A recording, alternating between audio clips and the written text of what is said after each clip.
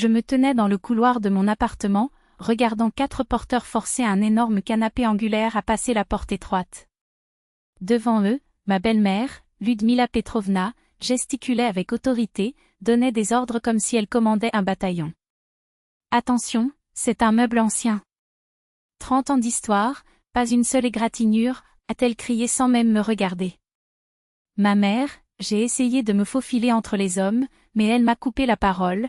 « Pas maintenant, Anya. Il travaille. Nous parlerons plus tard. » Les porteurs, en sueur et en grognant, ont poussé le canapé dans le couloir exigu de notre appartement de 2 chambres.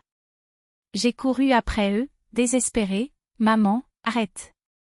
Je voulais juste te demander du thé. »« Oui, oui, nous le prendrons plus tard, » répondit-elle d'un geste de la main en se tournant vers les hommes. « Ce canapé va dans ma chambre, non, dans la vôtre, il y a plus de place là-bas. » Les hommes obéirent, traînant le meuble comme s'il s'agissait d'un éléphant dans un magasin de porcelaine.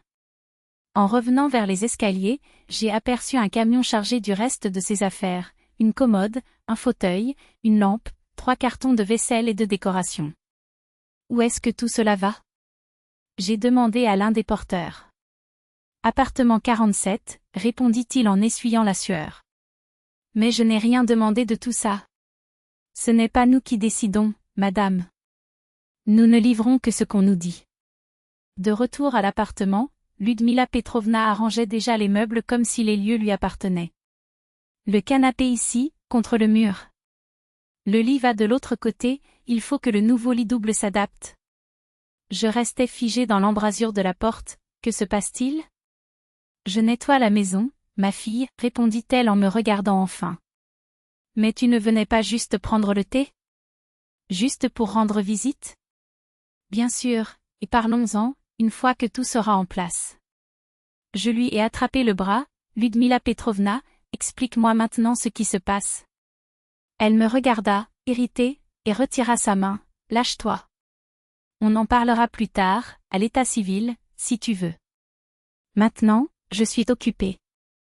Et puis il a lâché la bombe, je vais vivre avec toi. J'ai vendu mon appartement hier, j'ai déjà reçu l'argent, j'ai déjà tout vidé. C'est naturel, je suis ta mère, j'ai le droit. Mon monde s'est effondré. Vous l'avez vendu sans prévenir ? Pourquoi me le dire ?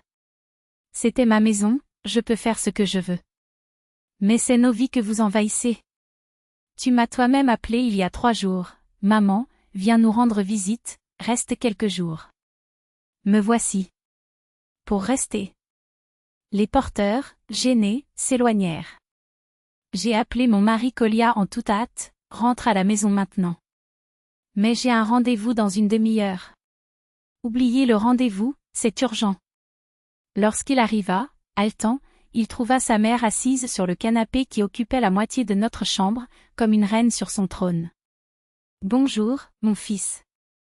Maintenant, vivons ensemble. » Kolia me regarda, perdu. « Anya, qu'est-ce qui se passe ? Ta mère a vendu son appartement et a emménagé ici. Avec tous les meubles. Et elle dit que tu l'as autorisé. » Il se tourna vers elle. « Maman, nous n'étions pas d'accord là-dessus. Tu m'as demandé si tu pouvais rester un moment, j'ai dit oui, mais pas vivre. » Pour moi, c'est la même chose, répondit-elle avec défi. Je suis ta mère, j'ai le droit d'être avec ma famille.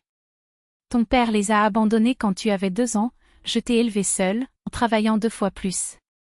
Et maintenant tu me jettes ? Personne ne te jette. Kolia a explosé. Mais vous ne pouvez pas vous installer ici sans nous consulter. Je t'ai consulté. Tu as dit que tu pouvais. Ce n'est pas ce que j'ai dit. Pour moi, ça l'était. Le silence envahit la pièce. Jusqu'à ce que Kolia, d'une voix tremblante, révèle « Anya, cet appartement est à elle. Elle l'a acheté avant notre mariage. Selon la loi, il lui appartient uniquement. » Ludmila Petrovna me regardait, les yeux pleins de colère et de peur.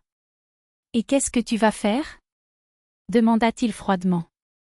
J'ai pris une profonde inspiration et je me suis assis à côté d'elle. « Ludmila Petrovna, tu peux rester un moment. 1 semaine, 1 mois, si tu en as besoin. Mais je ne vis pas ici. Il n'y a pas de place. Nous sommes déjà à l'étroit, avec toi ça va être impossible. Je n'ai nulle part où aller, siffla-t-elle. J'ai tout vendu. Je pensais que tu m'accueillerais. Vous pourriez louer un logement. Avec l'argent de l'appartement, vous pouvez bien vivre. Louer? J'ai honte de louer à mon âge. Ce n'est pas de la honte. C'est du respect. Cet espace est le nôtre. Elle m'a regardée, ses lèvres tremblantes, alors c'est tout. Tu ne veux pas de moi ici. Ce n'est pas que je ne veux pas de toi. C'est juste que je ne peux pas. Il n'y a pas de place pour toute une vie dans cet appartement. Et, pour la première fois, j'ai vu le désespoir dans ses yeux, une femme qui avait tout vendu pour ne pas être seule et qui découvrait maintenant que, parfois, l'amour a aussi des limites. Ce sont des choses différentes. Pour elle, c'était pareil. Kolia était assise de l'autre côté de sa mère, ses doigts tambourinant sur le bras du fauteuil. Maman, tu n'as pas raison. C'est exigu ici. Si tu veux être près de nous, loue un appartement dans notre quartier. On se verra tous les jours. Sa voix était ferme, mais ses yeux trahissaient la culpabilité de quelqu'un qui sait qu'il dit une vérité douloureuse. Ce n'est pas pareil, murmura-t-elle, et le silence qui suivit fut comme un poids sur la table. Mais c'est plus honnête. Et confortable pour tout le monde. Les mots ressemblaient à une phrase. Lyudmila Petrovna est restée si longtemps silencieuse que j'ai pensé qu'elle ne répondrait pas. Jusqu'à ce que finalement ses lèvres bougent, d'accord. Je comprends. Je suis restée ici. La voix se brisa. Pas besoin de le dire, Phil. Je vois. Tu ne veux pas de moi. Elle déglutit difficilement. Je pars. Je vais mourir seule dans un trou loué.